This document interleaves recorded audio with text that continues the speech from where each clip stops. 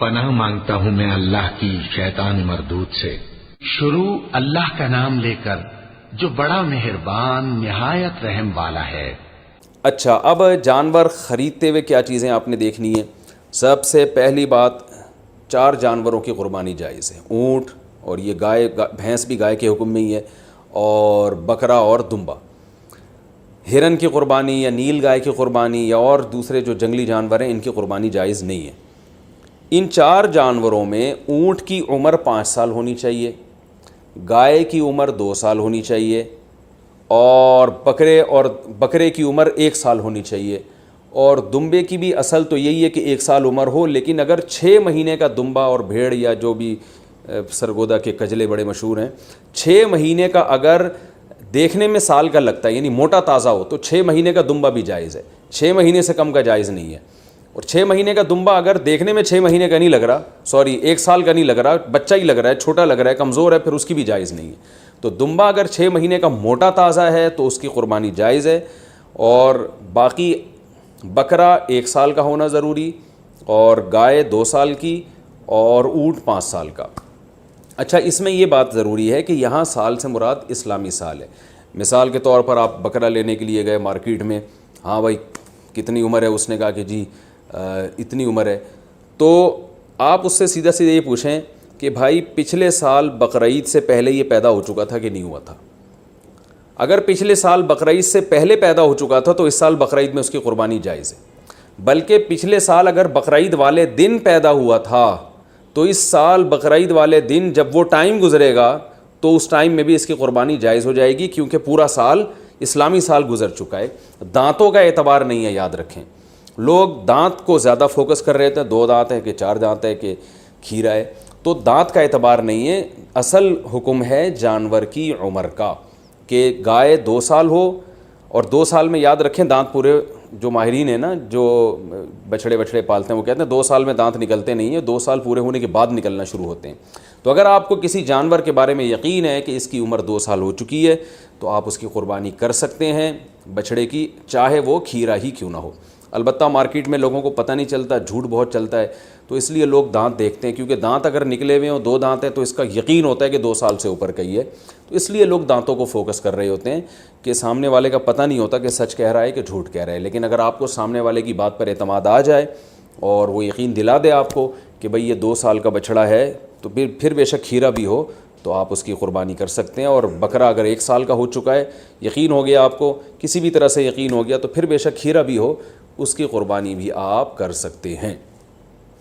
یہ تو ہو گیا جی جانور کی عمر کے بارے میں۔ عیب کون سا ہو جانور میں جس کی وجہ سے قربانی نہیں ہوتی، یہ بھی بہت زیادہ سوال پوچھا جاتا ہے، دمیں اٹھا کے لوگ چیک کر رہے ہوتے ہیں، اوریجنل ہے، پلاسٹک کی تو نہیں لگی ہوئی۔ تو اب چونکہ زیادہ تر لوگ سب سے پہلے دم ہی چیک کرتے ہیں، تو ہم شروع بھی دم ہی سے کرتے ہیں۔ تو جانور کی جو دم ہے اگر آدھی کٹی ہوئی ہے تو اس کی قربانی جائز نہیں ہے، آدھی سے کم کٹی ہوئی ہے تو قربانی جائز ہے۔ تو اس سے پتہ چلتا ہے کہ پوری دم ہی اگر چپکائی ہوئی ہے یا سی ہوئی ہے تو بھی قربانی جائز نہیں ہے۔ تو کم سے کم آدھی دم، آدھی سے زیادہ دم اس کی سلامت ہونی چاہیے، اس سے تھوڑی بہت کٹی ہوئی ہے تو اس سے کوئی فرق نہیں پڑتا۔ کان کا بھی یہی حکم ہے، کان اگر آدھا کٹا ہوا ہے تو قربانی جائز نہیں ہے، آدھے سے کم کٹا ہوا ہے تو قربانی جائز ہے۔ بعض دفعہ ایسے کان نہ چرے ہوئے ہوتے ہیں تو اس سے کوئی فرق نہیں پڑتا، قربانی اس کی بھی جائز ہے۔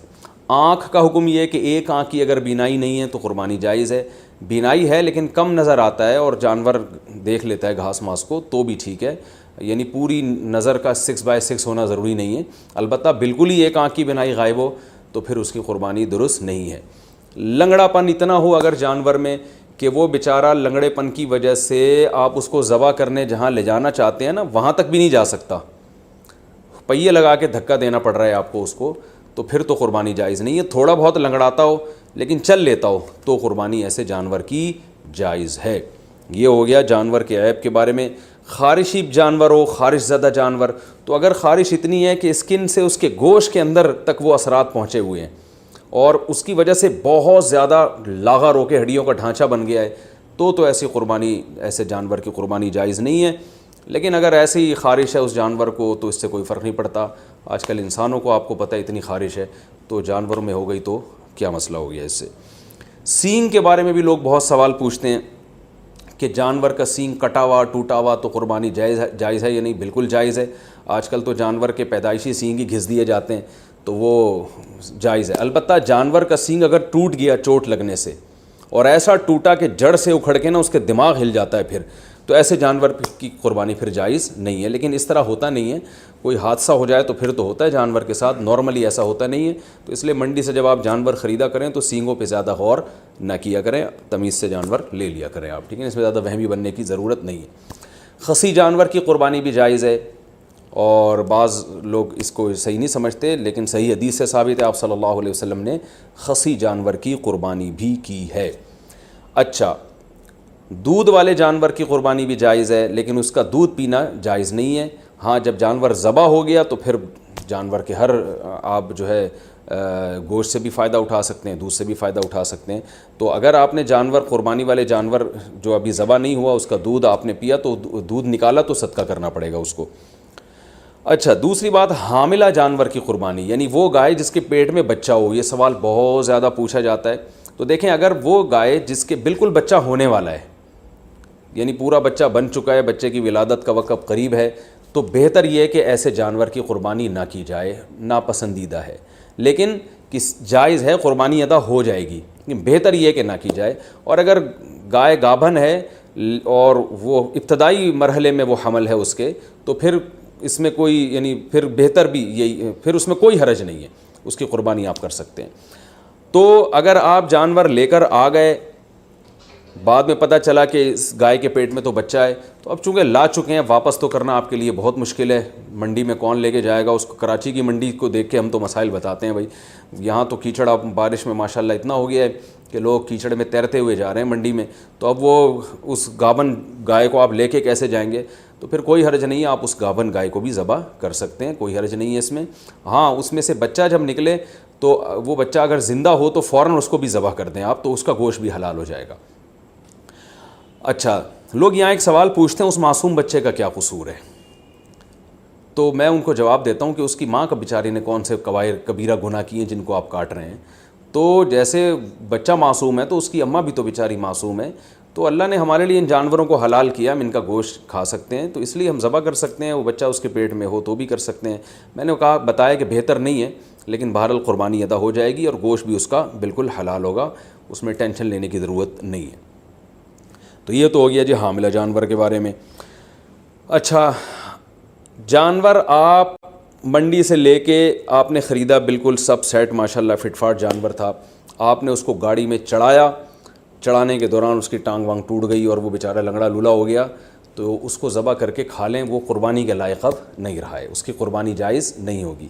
یا اسی طرح گاڑی سے اتارتے ہوئے یا گھر میں جو ہے نا کھمبے سے باندھا آپ نے اور جانور نے کوئی شرارت کی یا کچھ مسئلہ ہو گیا جس کی وجہ سے آنکھ چلی گئی اس کی، یا کوئی ایسا عیب پیدا ہو گیا جس کی وجہ سے قربانی جائز نہیں ہوتی، تو اب اس کی قربانی ہو نہیں سکتی. وہ آپ پھر قصائی کو بھی بیچ سکتے ہیں اور خود بھی گوشت کھا سکتے ہیں.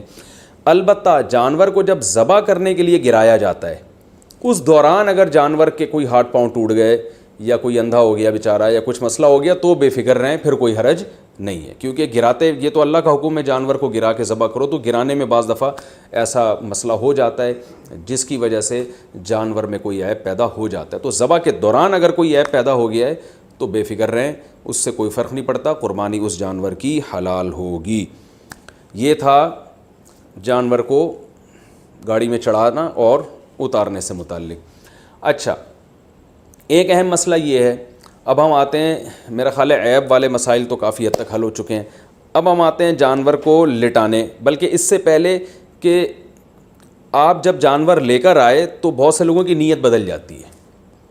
آپ جانور لے کر آئے، بچھڑا، جب محلے والوں نے آ کے دیکھا تو کسی نے کوئی تعریف کرتا ہے، کوئی کہتا ہے یار یہ کیا اٹھا کے لے آئے آپ، ٹھیک ہے نا.